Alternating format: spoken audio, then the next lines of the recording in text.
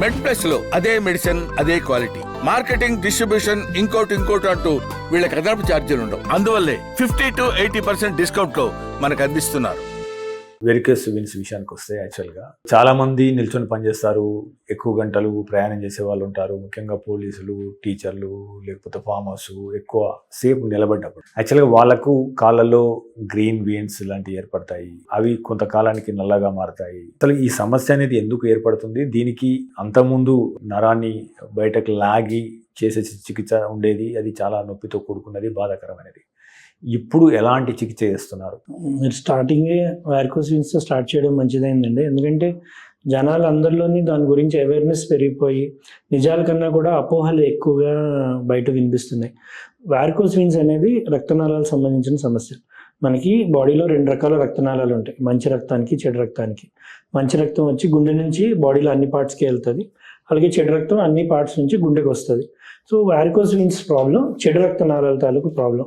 కాళ్ళ నుంచి ఏదైతే రక్తం గుండెకి రావాలో అది రాకుండా కాళ్ళల్లో ఉండిపోవడం వల్ల ఆ బ్లడ్ అది స్టాగ్నేట్ అవుతుంది, ఈ నరాలు అవి పొంగిపోయి బయట కనిపిస్తాయి. దాన్ని వారికోస్ వెయిన్స్ అంటాం.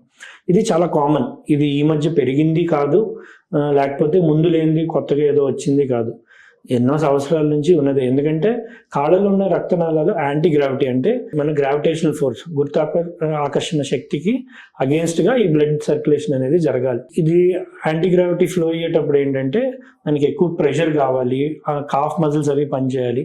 ఒక్కొక్కసారి అవన్నీ జరగనప్పుడు ఏంటంటే లోపల వాల్స్ దెబ్బతినడం, బ్లడ్ అది కాళ్ళలో ఉండిపోవడం, ఇవన్నీ కూడా జరుగుతాయి.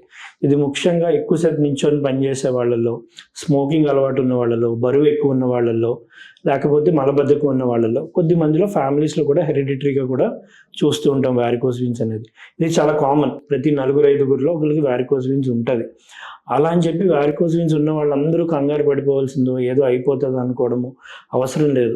వారికోస్ వెయిన్స్ ఉన్న వాళ్ళలో కొద్ది మందిలో మాత్రమే ఈ రక్తం అది కాళ్ళలో ఉండిపోవడం వల్ల కాళ్ళు బరువుగా అనిపించడం, వాపు ఎక్కడం, పొంగిపోవడం, సాయంత్రం అయ్యేటప్పుడు కాళ్ళంతా నొప్పులు చేయడం, పిక్క పట్టేయడం, పిక్కలు తిరగబడడం, సూదులతో పొడిచినట్టు ఉండడం, చర్మం నల్లగా అయిపోవడం, ఆ నల్లబడ్డ చర్మం ఊడిపోయి కాలు పుండు పడడం, ఇవి వారికోస్ వెయిన్స్ లక్షణాలు. ఒక మనిషికి మొత్తం అన్నీ ఉండొచ్చు, లేకపోతే 1-2 ఉండొచ్చు.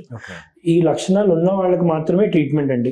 ఎవరైనా వచ్చి మాకు బయటికి చిన్న నరాలు అంటే లెస్ దెన్ 3 mm ఉంటే వాటిని స్పైడర్ వెయిన్స్ కానీ రెటికులర్ వెయిన్స్ అంటాం. పెద్ద వెయిన్స్ ఉంటాయి కొంతమందికి. మాకు వెయిన్స్ ఉన్నాయండి బట్ ఏం కంప్లైంట్స్ లేవంటే మీకు ఏం అవసరం లేదండి, కాళ్ళకి సాక్స్లు వాడుకోండి చాలు అని చెప్పేస్తాం. అలా కాకుండా నేను చెప్పిన ఇబ్బందులు ఏమైనా ఉన్నాయి అంటే అప్పుడు ఫర్దర్ ట్రీట్మెంట్ సజెస్ట్ చేస్తాం. ఫర్దర్ ట్రీట్మెంట్ అంటే అన్ఫార్చునేట్లీ వారికోస్ వెయిన్స్కి మందులు ఏం లేవండి. మనం మెడిసిన్ పరంగానో ఒక ఇంజెక్షన్ పరంగానో తగ్గించగలిగేది ఏమీ లేదు. సో దీనికి initial first line of treatment ఎప్పుడు స్టాకింగ్సే. అన్లెస్ కాలుకి అల్సర్ ఉంటే తప్ప ఫస్ట్ లైన్ ఆఫ్ ట్రీట్మెంట్ స్టాకింగ్సే. స్టాకింగ్స్ ఏం చేస్తాయి, ఈ కాలుని మనకి ఫోర్స్తో నొక్కుతాయి. మనం ఏదైతే మజిల్ పంప్స్ చేయాల్సిన పని ఉందో ఆ మజిల్ పంప్ చేయాల్సిన పని ఇది ఫోర్స్గా నొక్కుతుంది. నొక్కేటప్పటికి కాళ్ళల్లో ఉన్న బ్లడ్ అంతా పైకి సర్క్యులేషన్ అవ్వడం స్టార్ట్ అవుతుంది. సో కాళ్ళలో బ్లడ్ స్టాగ్నేషన్ ఉండదు, వారికోస్ వెయిన్స్ తాలూకు ఇబ్బందులు ఉండవు. స్టాకింగ్స్ ఏమి ఉన్న జబ్బుని తగ్గించదు కానీ దాని తాలూకు ఎఫెక్ట్ కాళ్ళ మీద, బాడీ మీద లేకుండా చూస్తుంది. ఎవరైనా స్టాకింగ్స్తో మేము కంఫర్టబుల్గా ఉన్నాము, మేము బాగున్నాము, మాకు బాగుంది, మా డే టు డే యాక్టివిటీ మేము ఫ్రీగా చేసుకోగలుగుతున్నామంటే అదే కంటిన్యూ చేసుకోండి, ఏమీ చేయాల్సిన అవసరం లేదని చెప్తాం.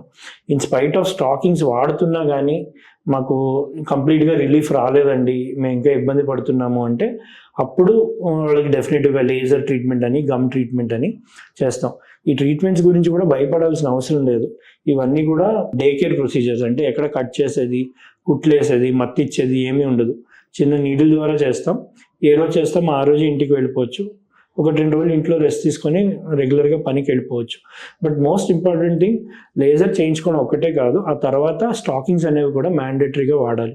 సో అందరూ గుర్తుపెట్టుకో, వారికోస్ వెయిన్స్ అనగానే ఏదో అయిపోతుంది మనకి, దానివల్ల ఏదో ప్రాబ్లం వచ్చేస్తుంది అని అనుకో. వారికోస్ వెయిన్స్ బయట ఉన్న వాళ్ళలో కొద్ది మందికే దానివల్ల ఇబ్బందులు వస్తాయి. ఆ ఇబ్బందులు ఉన్న వాళ్ళకి కూడా ట్రీట్మెంట్ అనేది చాలా సింపుల్ ప్రొసీజర్, ఏమీ కంగారు పడాల్సిన అవసరం లేదు. వారికోస్ వెయిన్స్ వల్ల హార్ట్ అటాక్లు వచ్చేయడమో, లేకపోతే క్లాట్స్ ఫామ్ అయ్యి లంగ్స్లోకి వెళ్ళిపోవడం ఇవన్నీ చాలా రేర్గా 1 to 2% మందిలోనే జరుగుతాయి.